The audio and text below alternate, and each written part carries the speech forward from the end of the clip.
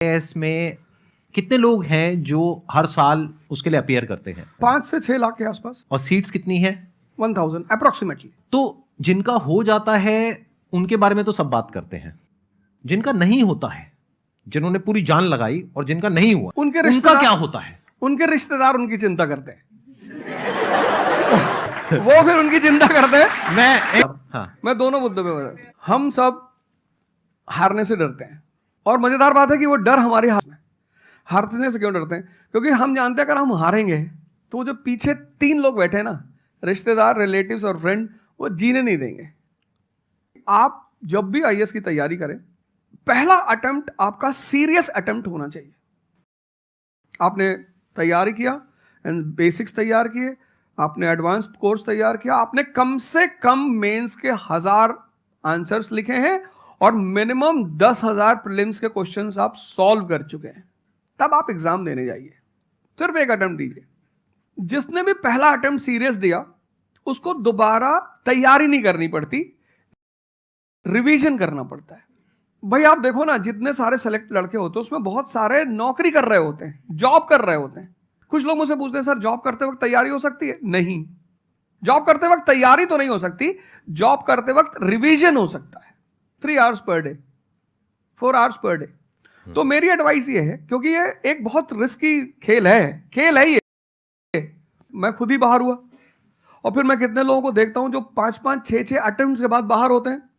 तो जिनको भी इस गेम में शामिल होना है, एक अटेम्प्ट सीरियसली आपका होता है, बहुत अच्छा है। आपको मैक्सिमम रिस्क लेना है तो आप 2 ले लो, उसके बाद अपना काम शुरू करो जो आपका सेकंड लाइन थॉट था। कोई लॉयर बनना चाहता है, कोई मेडिकल लाइन में जाना चाहता है, कोई मतलब जो भी आप एंटरप्रेन्योर बनना चाहते हैं आप करो, लेकिन अपने वो रिवीजन वाले 4 आवर बचा के रखो। आपने कितने अटेम्प्ट्स दिए थे सर? 4 अटेम्प्ट्स आपने दिए थे। और आपने कहीं से कोचिंग ली थी, यानी लाखों रुपए दिए थे कोचिंग में? नहीं, तब लाखों नहीं थे, तब हजारों थे। अच्छा, हजारों रुपए आपने खर्च करे थे और आप एक मिडिल क्लास बैकग्राउंड से थे। तो टोटल 4 साल में आपको कितना पैसा लग गया होगा, रहना, खाना, पीना? और आपने तो पूरे तैयारी करी होगी, साथ में कुछ और नहीं किया होगा? I think so. कुछ नहीं किया, बिल्कुल। तो कितना आपका 4 साल में अच्छा खासा पैसा लग 5-6 गया लाख होगा? रुपए लगे। 5-6 लाख रुपए उस समय लगे। लगे। आज के समय पे अगर किसी को कोचिंग लेनी है तो आई थिंक इससे 3-4 गुना, 5 गुना आराम से लगेगा। आराम से लगेगा। तो 15-20 लाख रुपए उस इंसान का लग गया, और वो है एक मिडिल क्लास बैकग्राउंड से। अब वो कहीं ऐसा तो नहीं कि वो ना यहाँ करा ना वहां करा 4-5 साल बाद? हाँ, वही मैंने कहा कि अब आप, जब हमारे समय तो ठीक था, अब आप रिस्क पूरा नहीं ले सकते। You have to be cautious. अब इनको कॉशियस होना पड़ेगा कि ठीक है, जैसे बड़े सारे लड़के क्या करते हैं, वो 1-2 अटेम्प्ट ऐसे ही देते हैं। अब तो इनके पास 6 अटेम्प्ट है, ओबीसी हैं तो और ज्यादा है, SC ST हैं तो और ज्यादा है। और मैं कहूंगा आप किसी भी कैटेगरी से आते हैं, आप 2 अटेम्प्ट से ज्यादा कभी मत मानिए। ये पॉइंट बहुत अच्छा है कि आइडियली आपको अपने माइंड में ये रखना है कि एक ही अटेम्प्ट है मेरे पास में, मैक्सिमम अगर आपकी फैमिली अफोर्ड कर सकती है तो 2 अटेम्प्ट है। उसके बाद में अपने काम पे ध्यान देना है और इसको एज अ रिवीजन की तरह देखना है, मतलब इसको साथ साथ में चलाना है। ये नहीं कि अपने 5 साल या 6 साल लाइफ के सारे यही निकाल दिए और सारा पैसा घर वालों का लगा दिया, या उन्होंने खेत बेच दिया या लोन ले लिया। ऐसी बहुत कहानियां मैंने सुनी है सर लोगों की, और बहुत ही दर्द होता है ऐसी कहानियां देख करके। ऐसे लोगों की जो कहानियां हैं वो उसको सुन करके बहुत ही बुरा लगता है अंदर से। चीज की आप बात कर रहे हो वो फियर नहीं है, वो ओवर थिंकिंग है।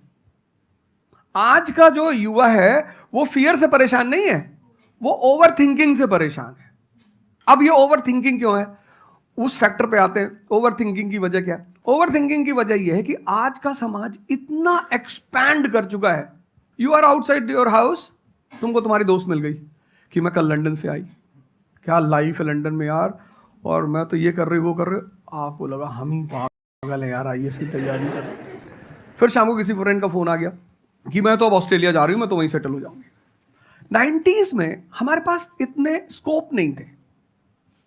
हमारी जो लाइफ थी वहां ओवर थिंकिंग इसलिए नहीं थी, आपने भी सर देखा होगा, क्योंकि हमारे पास इतने स्कोप नहीं थे। आज तुम्हारी जनरेशन में यू हैव मल्टीपल फील्ड्स, मतलब इतने सारे फील्ड्स ओपन है।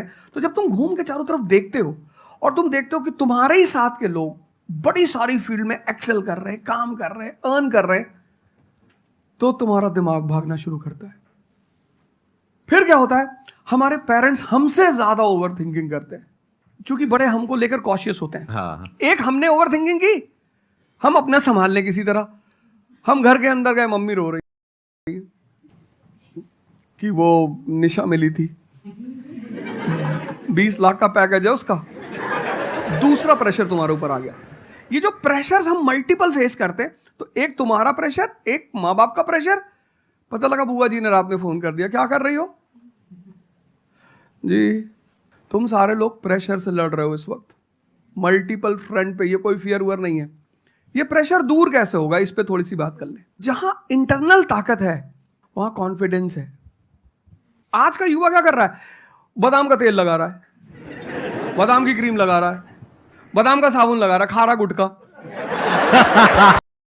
आप लोगों को चूंकि हर तरफ प्रेशर झेलना है, तो प्रेशर झेलने का सबसे अच्छा तरीका होता है इंटरनल पावर। तभी तो मैं जहां भी जाता हूं एक चीज रिपीट करता हूं, योगा करो, ध्यान करो। ध्यान करोगे मन ताकतवर हो जाएगा।